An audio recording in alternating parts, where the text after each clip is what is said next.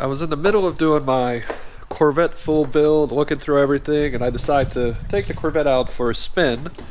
About 2 miles down the road, the car is nice and warmed up. I look at the temperature gauge, and it's overheating. So now I gotta figure out what's wrong with it. I did let it run. From what I could tell, the fan is not turning on at idle speed. So what I ended up doing was replacing this relay right here. I did swap out these two. These are also fan relays, and this is the ignition relay. So I swapped them out with the ignition and tested it that way. They all worked. But this one, the number 44 fan relay, I haven't done yet. So I literally just bought this one. I gotta turn the car on, let it idle, and see what happens. Considering these cars run pretty hot as it is, it went from about 220 to 240 very quick. Literally, I was driving, I just shut the car off. I popped the hood, and actually this hose right here, it didn't pop, but I guess it was loose enough where coolant was spewing out, as well as off the, I guess this release pressure right here through the cap. So I went through, tightened down all the hoses again, as many as I could see right away, and let the car run. At that point is when I really realized that, sure enough, the fan was not turning on. Now just imagine, I mean, you're going to see pretty soon how rough the engine runs with this monster cam and with the full exhaust. So it's not like I can just hear the fan turn on, and it's almost impossible to see anyways. I'll let you take a look at it right here. So that fan is not this one, but it's actually located behind there. And it's pretty much impossible to see. I'm going to try to remove this shroud if this isn't the issue, and basically see if the fan is turning on.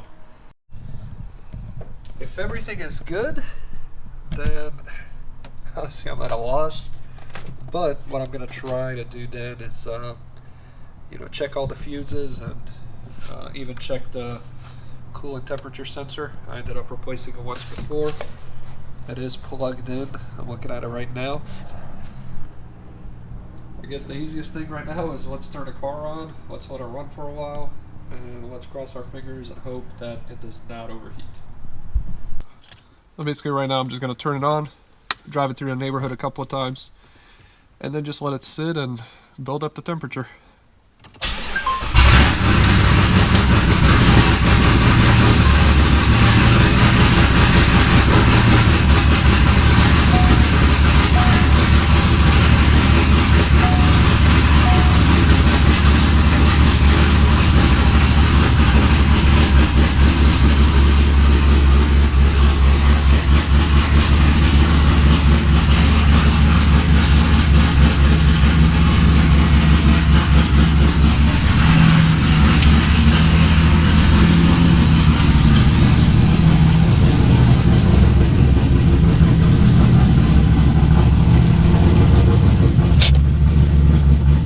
Just let it warm up a little bit before I drive it around. Alright, coolant right now is at 95 degrees Fahrenheit, so 99. As soon as it crosses 100, I'm going for a drive. Alright, it's over 100. Take her for a quick spin around the neighborhood a couple of times. Let it idle then. It is cold outside, so I don't know how long it's going to take to warm up. Hopefully not too long. I don't want to disturb the neighbors too much.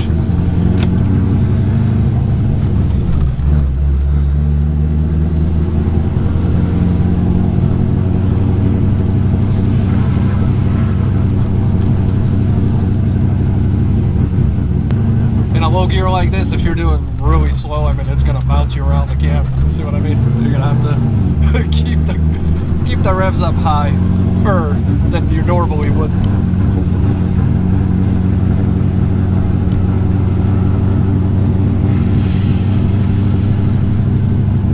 125 degrees Fahrenheit.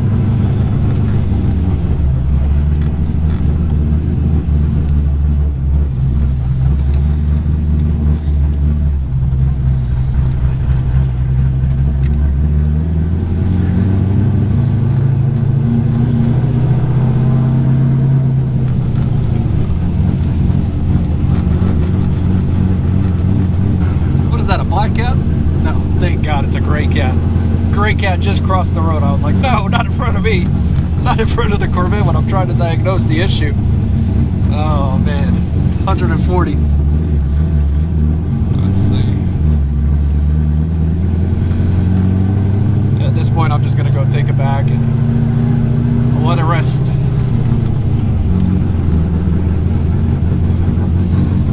Oh, let it idle.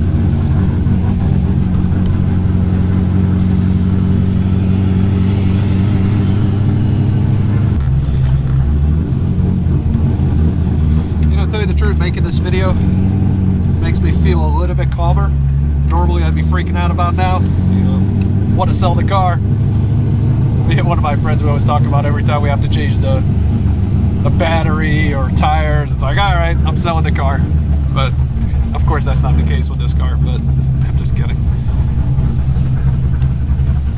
But it gives you that that extra just comfort.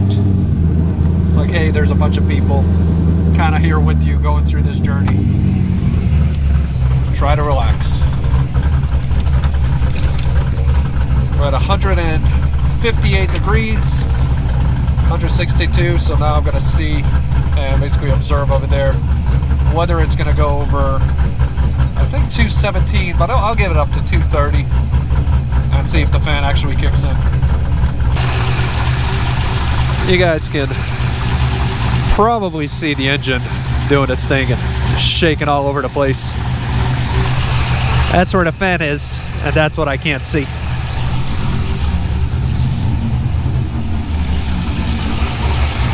Well, let me go ahead and observe this a little more.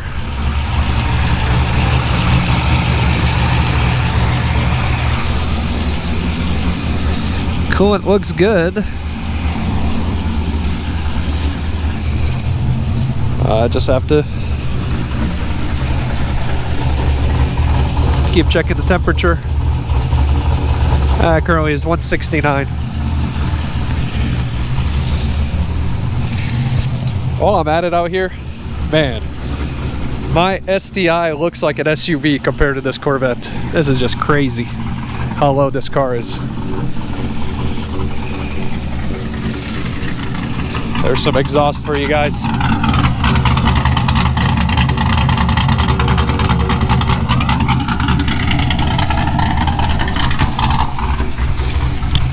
Let's see, 174. Man, this is climbing up slowly. I think what I'm gonna do is cycle in between 1 and 2,000 RPM for a little bit. I'll let it warm up that way.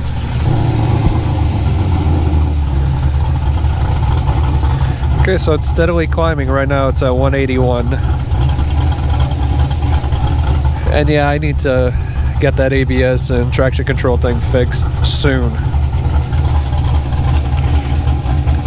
Besides that, the cooling issue and actually the headlights motors both went out. That's pretty much it that's left on this car. The check engine light, just because of a rough idle, does come on. It doesn't come on fully, but it will flash like that. As you can see, as soon as you raise up the RPM a little bit, it goes away. But even letting it idle, you know, the other day I let it idle for about 15 minutes and it just kept flashing. And that's all it does.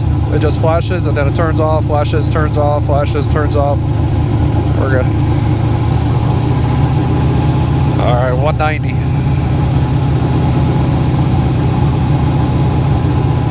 We get to that critical point soon. 192.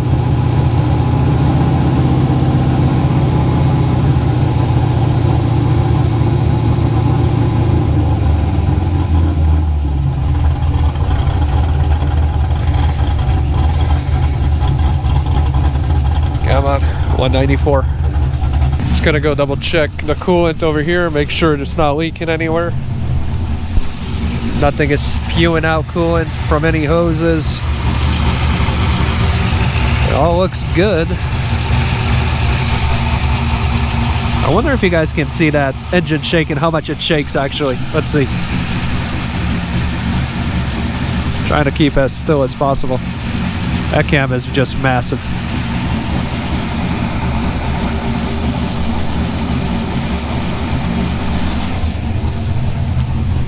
Let's go take a look inside.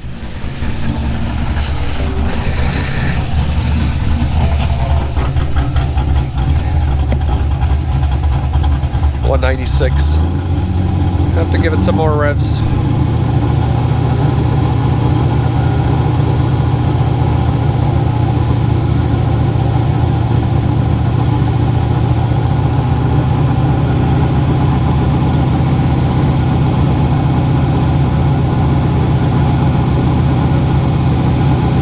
Not budging from 196. It is stuck there, but that's pretty much what happened last time too. It's kind of stuck around 196, and then as soon as it broke it, boom, it just started escalating and escalating.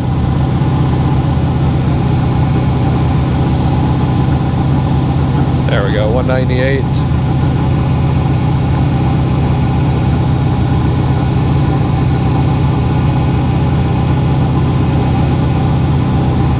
$199. I'm telling you guys, this is going up way, just really slow, especially on a cold day like this. 201. All right, got close to the mark, 217. Let's see what happens. See if it's going to go up much higher or if the fan's going to turn on. Come on, fan, do your thing.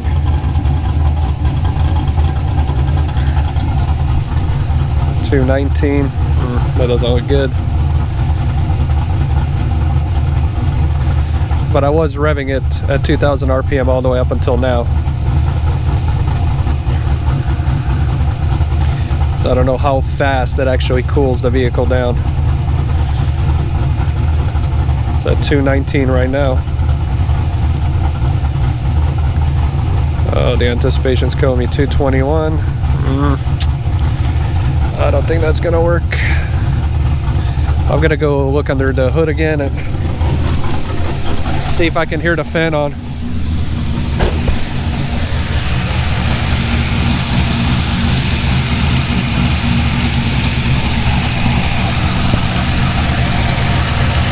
I don't want to put my hand over here, but I guess I'll just keep checking the temperature gauge. I can't hear it.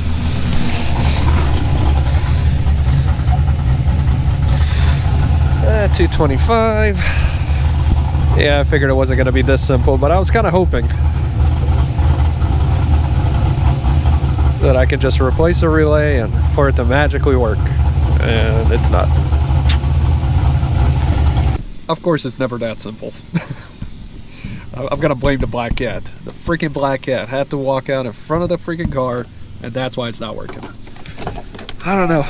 The car does sit super low to the ground, so I wonder if some kind of connection got clipped from the bottom. I'm gonna have to check that next time, but just to show you guys how low the car actually sits. I mean, of course you can see it that way, but I park it over here on this side. I guess the garage sits a little bit lower than over here, because when I try to park it over here, it actually hits my my garage tiles and then broke it. I was actually going to park it over there because I'm planning on starting on the C6. It looks like it's going to have to be worked on this side.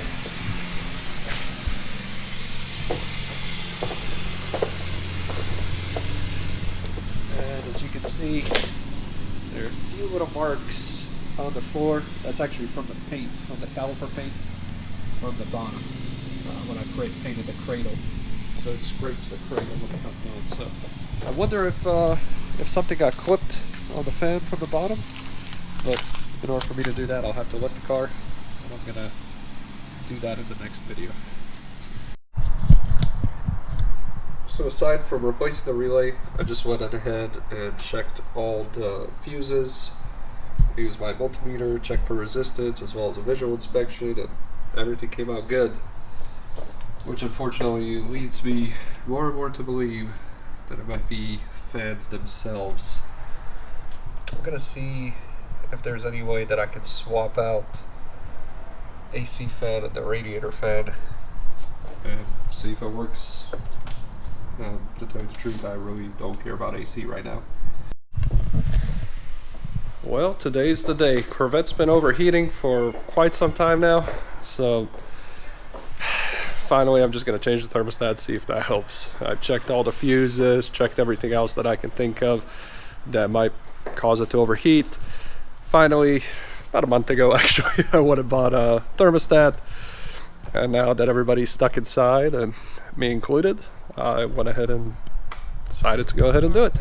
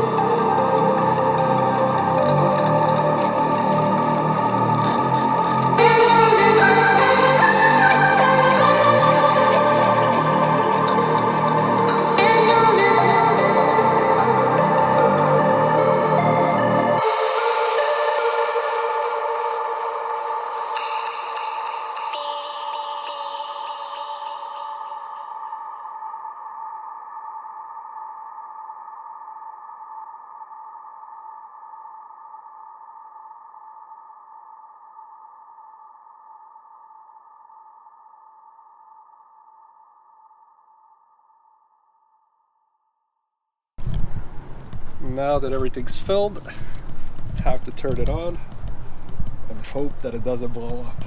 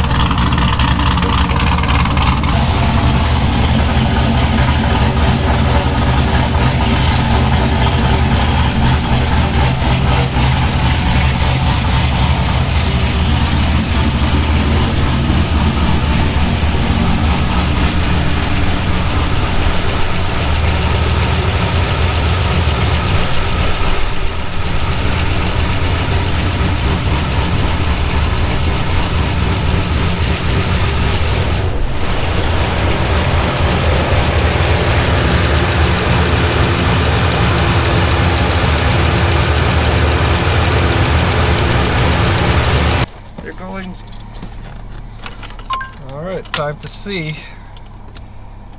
if all this work pays off. Riding around the neighborhood a little bit.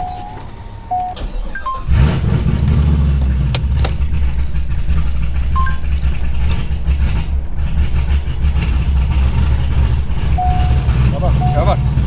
You got this.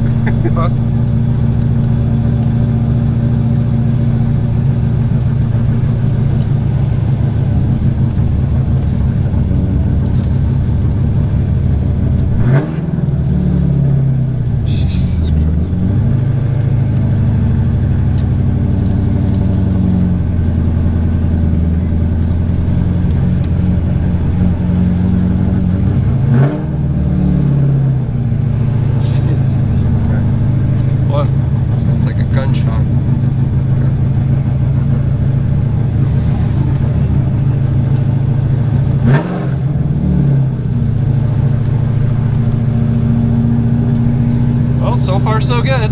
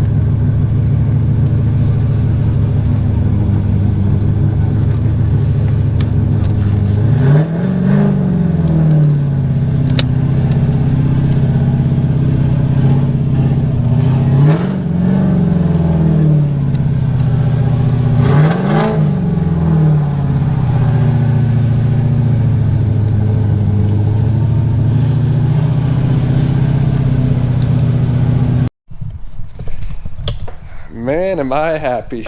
Whew, this thing has been bothering me for quite some time now. I'm glad everything's working. I opened up the cap just to let any remaining bubbles just bubble out if there are any. And yeah, I drove it around the neighborhood a few times. I let it idle for quite a while, so overall it operated for more than 30 minutes. Never went above 210, so yeah, we're good. Whew. Now I can actually start enjoying this thing a little bit again. And hopefully pretty soon start working on the blue one. Now I'm excited to work on cars again. You know how it is. I mean, it doesn't matter what it is. It could be the smallest thing in the world. You know, you can have a battery that dies. You're like, screw it, I'm selling the car. That's the way I am sometimes. But yep, put the exhaust back on the Subaru. So that's another exciting thing. About to do the 19,000 mile review pretty soon. So watch out for that one.